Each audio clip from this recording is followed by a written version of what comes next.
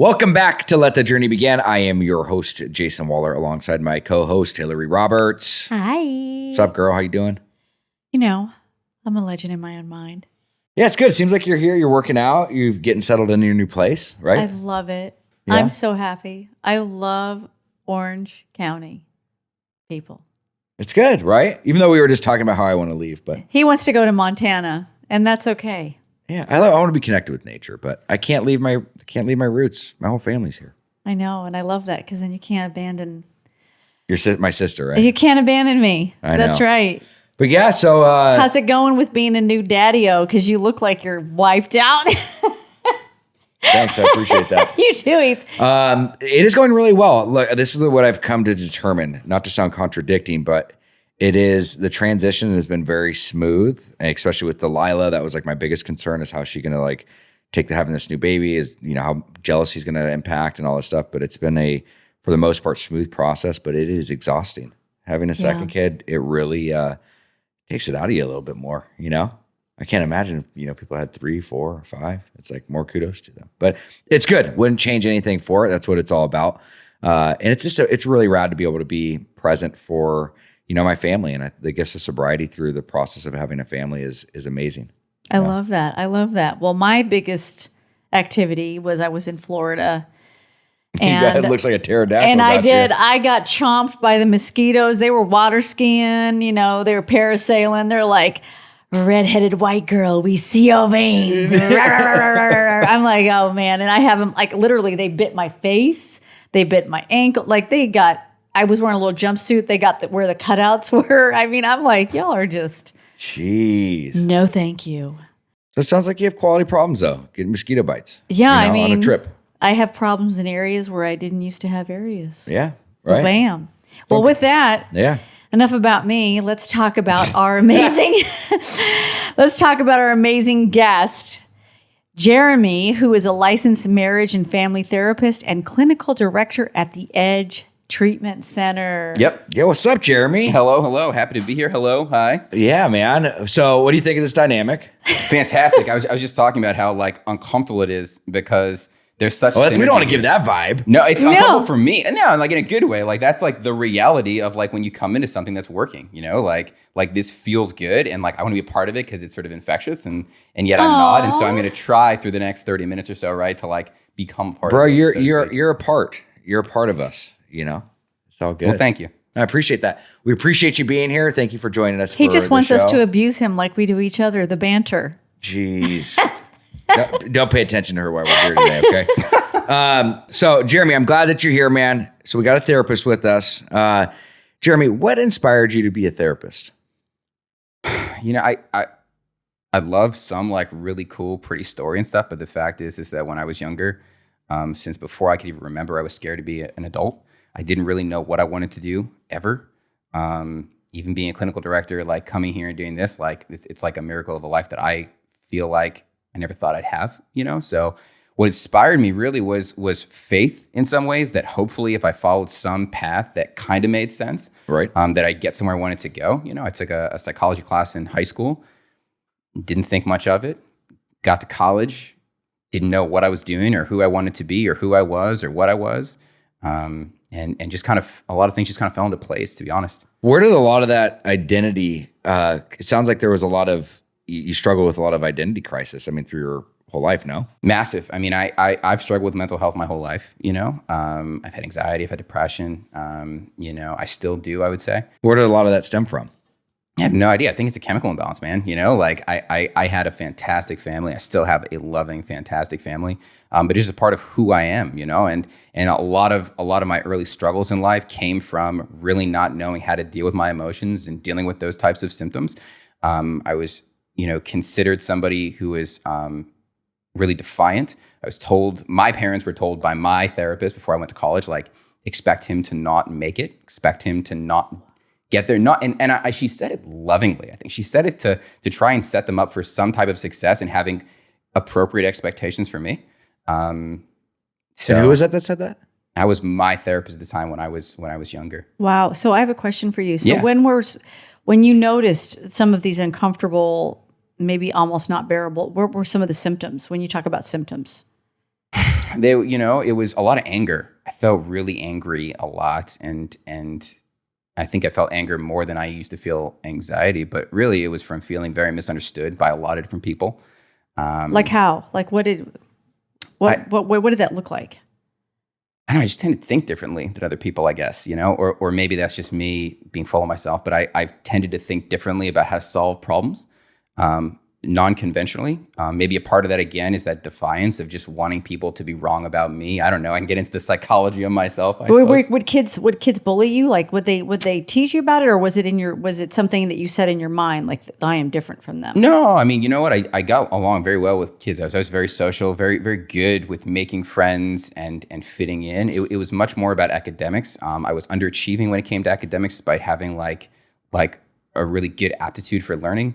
And so I used to have a really hard time with teachers in particular, and just authority figures telling me how I should and shouldn't think because of my age without even knowing me, or like giving my thoughts and my ideas a chance. Now, is there anything that stemmed from that with like your own family, like with your parents, or is that just something that was there? No, I can tell you right now that I personally, how I make sense of it is that I had anxiety, depression, ADHD. Okay. And those symptoms stopped me from being able to achieve in school as well as other people, or as well as my attitude. And it was frustrating to me, and I projected that onto people. And I would be angry and rageful for those reasons, like it wasn't, I can tell you straight up, it's because of how loving and amazing and supportive my parents are, no matter what, through all of it, how much they advocated for me, that I am here, and not from my perspective on the other side. Well, and that's why that's why I love bringing this up, though, because again, as people are pre-genetically disposed to these types of mannerisms and behaviors, and what I was getting at is that, because I wasn't alluding to it being your family or not, but a lot of people have, a lot of it is environmental too, that people can suffer from these symptoms. So I think it's a good differentiator to break this apart of like, you came up in a loving, caring, household, but you still had these symptoms and you did not know how to process them. So this is how you outbursted, basically. 100%. Fair to say? 100%. And so let's talk about that a little bit, right? So when you were able to kind of identify, it seems like you're very well versed on this now. And I mean, it's obviously look at where you're at and what you're doing today, right? But it's funny because seeing you came in here and, you got this aura, this light, you got this energy about you. I would never have suspected that you were an individual that struggled with those types of things. And again, I'm sure it's obviously been a lot of the work that you've put towards it. And again, there's a light at the end of the tunnel, right? That's why we do this podcast. But for you, what were those? So you find all this out, you get this information from your therapist, you know what I mean? Now you're not excelling in certain areas. What are the steps that you started taking?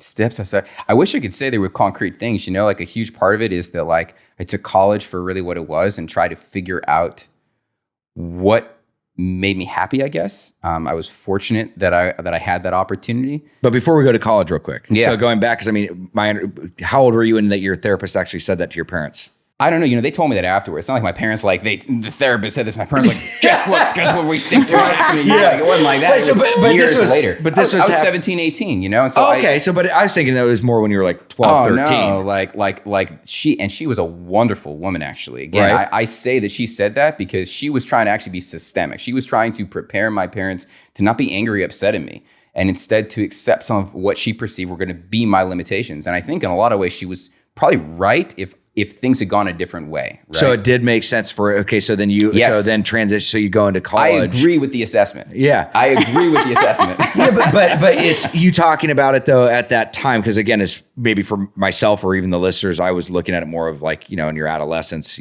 12, 13 years old. So this was later on so this started to develop a little bit later.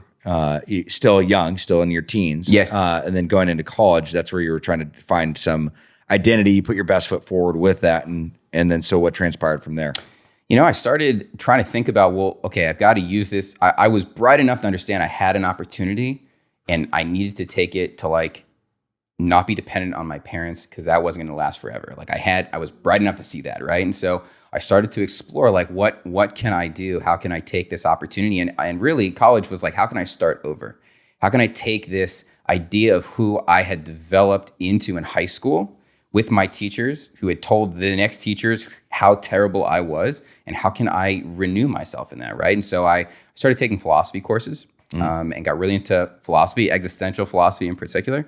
I just found it fascinating to think and to think about things differently. And that was really what philosophy was. It was people like me, these fringe thinkers trying to think about the world in different ways. Yeah. And then one day I decided to take like my sophomore year, I think, like a psychology course. And it was like a personalities theory class. It just like clicked. I was like, bro, I got to do this. Oh my God. And all of a sudden this sort of a very wide path began to be created where I said, I'm going to be a therapist and I'm going to support people because this stuff intrigues me. It became this thing where I was like, psychology is applied philosophy. And if we can understand a philosophy of a person, maybe I can help them and maybe inadvertently help myself too. And what a beautiful heart place that you come from with that. And I love that our listeners get to hear again that this is all down to helping another person. Yeah, 100%. You know, it's interesting. I think that a lot of times there is a selfish aspect of that though too, I think, right? In that like, I think it's mutual that by helping others, we help ourselves, right? And I think some people don't want to acknowledge that like, we help ourselves too. Absolutely. And that I like to think of it like we were built that way. Like it was built that we help each other through helping, I guess, if that makes sense. But yes. Yes, 100%. That altruism. I have going back, like two things. I have two questions around this. So I'd love to hear if you have a take on it, you know, what your parents did, you know, when they found out that information and how they were being supportive. Because I think we also get a lot of people that listen to the show that may have kids or loved ones in the same space that you were in. And to hear the tools that your parents provided that may be insightful or helpful for people? First thing, my parents, from an early age when I started struggling, got me help immediately. They got me psychologically tested. They got my diagnoses. They had conversations with every administrator, every teacher that they could to advocate for the things that clinically was indicative, increasing my time on testing, getting me on early medication that was helpful to me. They continued to just advocate for me and be patient with me more than anything else too. And their love wasn't conditional on what I was doing. They were very supportive, and they would hold as firm boundaries as they could. But they just, they never gave up. And that wasn't something they did or said. It was the feeling I got that they were always there to support me. They were frustrated. I pissed them off. Like, don't get me wrong. I wasn't fun a lot of times, but they never gave me this impression that they were never going to stop fighting for me. They never gave up. Never. That sounds like his parents. Never. Yeah. Yeah. That sounds just like your parents. Yeah. No, it's so empowering, man. Well, and that's what I want. Okay. So like, I mean, that's what an amazing backstory. I appreciate the vulnerability with that. And you open up and sharing, you know, how you got to this place, but look at what it's ultimately done. And I want to talk about, you know, what is the work that you do today? I mean, the work that I do today, I guess, is so I'm a clinical director at the Edge Drug and Alcohol Treatment Center. We're IOP, so we're an outpatient center focused on really achieving 1 year of sobriety for the clients that we serve. So, I mean, a lot of what I do today is take the therapeutic principles that I believe in, and apply it to make the best quality care environment that I possibly can for the clients that I serve. So, what are some of the aspects that the Edge does? Like, do you guys deal with trauma? Do you guys do EMDR? Like, I'm just, you know, every treatment center does something different. So. Yeah, you know, we've got all those things. We've got therapy, case management. We do trauma work. We have the EMDR therapists.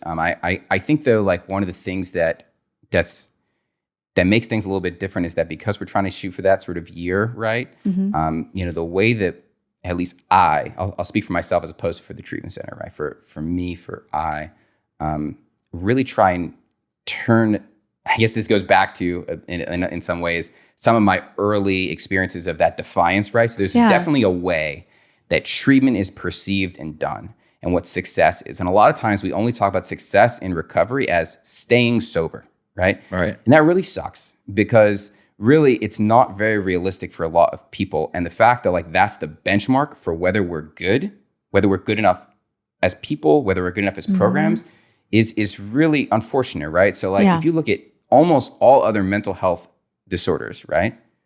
They come and go, they ebb and flow, right? You get anxious and like you have some stuff going on in your life that's like really difficult and like your anxiety and your depression flare up. And then you do something and you intervene and it gets back down and you sort of go in these waves. And yet for substance use, that's not the goal. The goal is sobriety, period. End of statement. Get sober. You've been sober 10 years. You've made it. Like really for me, I really want to change the conversation from focusing on staying sober to understanding that like sobriety sort of comes and goes. And my goal is to support clients in developing coping skills and tools and support networks where if they have a lapse, it's for 2 days, not for 2 years. You know what I mean? Like, and understanding that relapse isn't a part of all stories, but oftentimes is a part of how things tend to go, and to be realistic about what addiction and living with addiction really means, you know? Well, No, I love Does that make sense? Well, no, it does. I was a it's- relapsed person, so I know. I relapsed for many, many years, so it was tough. You're a chronic relapser here, but you're changing the narrative of the way that people are seeing this. But it's something I want to talk about just kind of as a talking point, because I also hear, because when people say relapse is a part of recovery, I would, because I'm with where you're at and I agree, but I also, let's have a conversation about this, because when people say relapse is a part of recovery, I don't agree with that, because I've had a lot of people that relapse and die. Relapse is a lack thereof recovery. So let's talk about that. Well, recovery and sobriety are two completely separate things, Right? Let's hit me on that. I mean, like, there are people who are years and years sober and are miserable, Absolutely. So really the point of my statement hopefully is moving more towards like, how do we improve quality of life, right?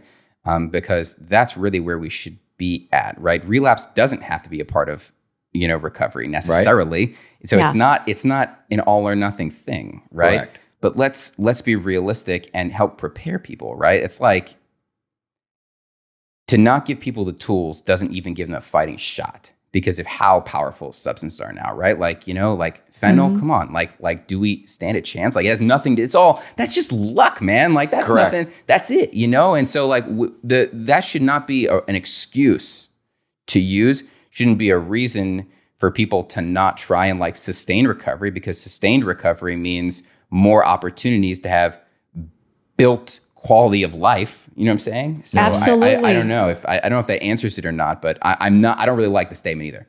It should not be an excuse for why. No, look, so I 100% agree with what you're saying though, because I also think there's so much shame and stigma associated if somebody does relapse, which will actually keep somebody out. I'm a proponent of that. So I understand that, but I also think it's really important to change that narrative. And how do we create this dialogue and this conversation, where is that middle ground where you can bring education to this piece, because relapse doesn't have to be a part of it. The people that sit there and say you're so bad because you went out are not paying attention to certain things that are taught to them, because certain people that have been the pioneers in certain recovery groups, they didn't sustain sobriety, and yet they were cherished and loved. And there are certain writings about that. So these people give their opinions, but it's not what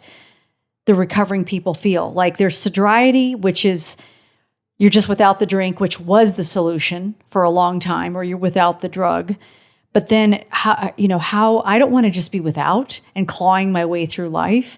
It has been about that, getting rid of the things that I'm not and becoming more of what I was always meant to be. And even more, if my life wasn't so amazing, I wouldn't be sober 24 years. I would have picked up a long time ago or stuck a gun in my mouth, which I came very close to at different times because of that pain.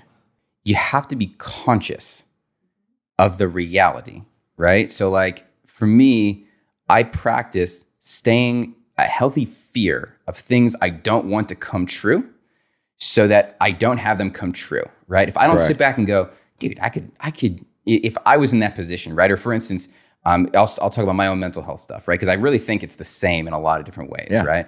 Like if I didn't sit back and go, okay, like I have a predisposition towards depression and anxiety, so therefore like I'm gonna go and make sure I get enough sun every day. I'm gonna go make sure I get enough exercise every day. I'm gonna eat healthy, right? I'm gonna do these things, not just because it helps my body, but it makes me feel good, but it helps with these conditions.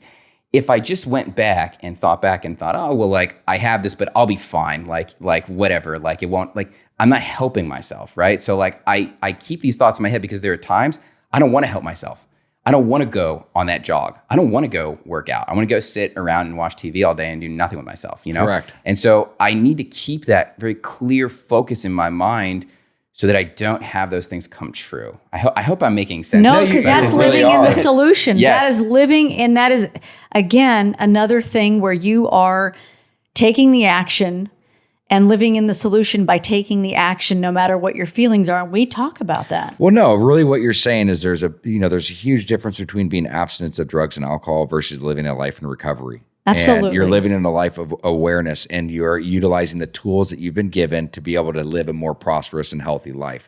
That's what I'm hearing you say. And I think it's really important on this point is the drugs, as we always say, drugs are they were the solution forever, right? And it's being able to get educated on all the other stuff so you don't have to turn to that. I mean, because we've gone through mental relapses multiple times. I mean, I've been perfect. I don't know about. But I think, but this is what it's creating this conversation. We're not going to be perfect on how we talk about it right now, but it's creating that dialogue, because I was that person for years, whereas like even when I relapsed, I'm like, yeah, relapse is not part of recovery, because I've had friends that have died from it. And then I also look at it, I'm like, and relapse is not a part of recovery because it's a lack thereof. But that's also there were so many steps that could have been taken beforehand that would have happened, and we need to be addressing those issues beforehand. Yeah, so that makes sense. 100%. So I don't want to sit here like I don't want to treat people as if like, oh well, you're doomed to fail, or you're doomed to relapse, right? But because we look at the statistics, because we don't sit here and have this all-inclusive treatment that gives us this 90 to 95% success rate, we have to be realistic in where we are in this fight and this struggle, that what we should be really doing is saying, okay, like there is a really high chance of this. So let's keep this in the forethought of our minds, right? And let's prepare for those events and start recognizing when I start slipping towards those things, right? Because there are oftentimes warning signs for a lot of people. It's not like it's this random. So that you just hit the nail on the head, though. It's not getting to that last step of relapse. It's getting people educated on those signs that are leading them to that last step. The other struggle with this, though, really right, is that like we've got to make sure that we're creating environments where people are able to actually explore those opportunities too, right? So we can sit in a room and talk all day about recovery and life and what it's like, but if we don't create opportunities for people to go out and explore and to struggle, that's actually the scary part, right? How do you get people to have healthy experiences where they can put their sobriety to the test with then hopefully, ideally, a supported group of people who are then surrounding you to help process that? And that's what really treatment for us is, what we strive for. We want people to have experiences in their life, going to work, living, being triggered in some ways, right? Not intentionally, but that's what happens in the world. And then coming back in a safe space and talking about that and learning how to cope. And a lot of places do one or the other. They either like don't really support people through that struggle, or they hold them so tight that it's as if you don't have room to breathe. And so like they can't go and explore. But without that opportunity to choose, we'll never really have recovery. We'll just have sobriety. So let me just say this real quick. But I hear what you're saying about the sobriety, and there have been times, and I was taught, where I'm doing the necessary things. I'm doing everything that's been suggested, and I am walking through hell.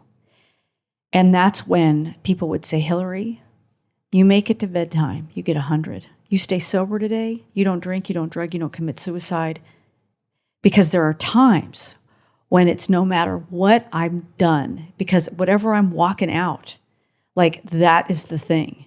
And not to rest on that, but sometimes that's with what I'm feeling and the hell I've walked out in certain low spots in my sobriety walk, that's all I had to hold on to.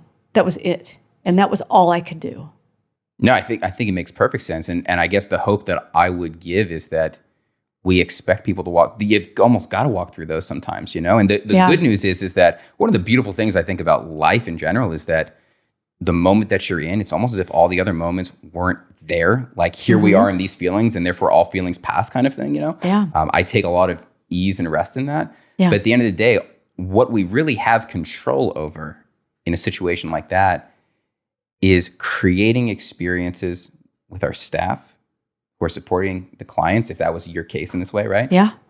To be there with you and to sit there and walk next to you in that. You know what I mean? Like, and that's the hope that we have, that we help cultivate and develop relationships where people can rely on us instead of relying on the relationships with those substances. I'm an attachment therapist at heart. And so a lot of what at the Edge is really sort of this attachment work, I would say, that we do, creating relationships with people as opposed to with the drugs. And see, that's so big. And I love that you guys are doing that, because I can tell you the we of my life, not me, but when I've had the courage to reach out in pain, like when my cousin died from a fentanyl overdose and I was knocked out. She was 10 years younger than me, beautiful. And I literally, for a week, all I could do was sob. That was it. And it was just, there are times when we go through things, when my trauma popped up, other people dying and just different things. We walk through this life, and there are times that it's going to be hell. And the fact that you're teaching them to have a different attachment is a beautiful thing. And it's scary for people that have always numbed themselves out. Look, I love what you're talking about, though. I mean, on all facets, Hillary, I think it's important to bring up, how those moments that you go through that are really challenging, and it's just you're trying to get to the end of the day, because everybody has those. Mm-hmm. But talking about what you're bringing up, Jeremy, around for me, it's not hard to get sober; it's hard to stay sober. And I think what you're really talking about is after people have actively wrestled the disease, they got stabilized. It's really imperative when they go back out to their life, being their natural stressors. It's important to be able to bring it back into a controlled environment and be able to process what it is that they've gone through. And that's, I think, for anybody that is struggling, it's like with sobriety, that's part of the thing. Whether you're in a program or you're not, it's important that you have therapists. You have these different tools that are set up, and I love that you guys are helping people reacclimate back into society. So absolutely.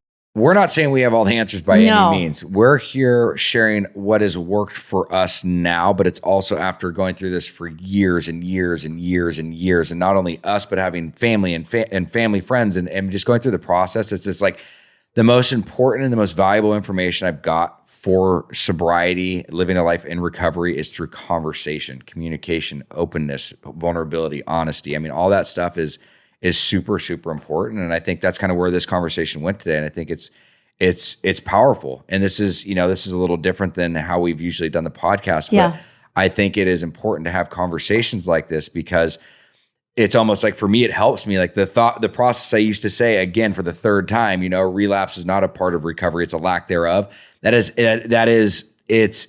not the vocalization that I want to be advocating for anymore. Again, I used to be that person that would stamp my approval on that.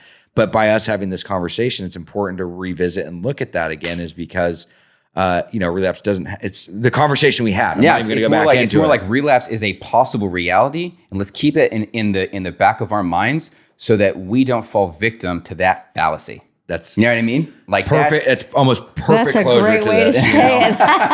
No, that's really that really summarizes this. And I think, again, it would be great to have you back to be able to talk about this, but unfortunately we're running out of time. For our listeners, because you're so well educated and versed on this, if somebody's struggling or going through something right now, if you had one action for the day, what would it be? Reach out to somebody who you feel cares about you. Just reach out and connect. I think that that's what we're really talking about. It is connection. Choose to connect with another human as opposed to the substance. I love that. Beautiful. If people want to find out more about yourself, the Edge Treatment Center, where can they go? If you are looking to connect with us, you can Google us. You can also look at theedgetreatment.com and check us out there. Perfect, man. Awesome. We appreciate you coming on. What a great conversation. And freaking fantastic. Thank you so much for having me. Thank you. Real pleasure.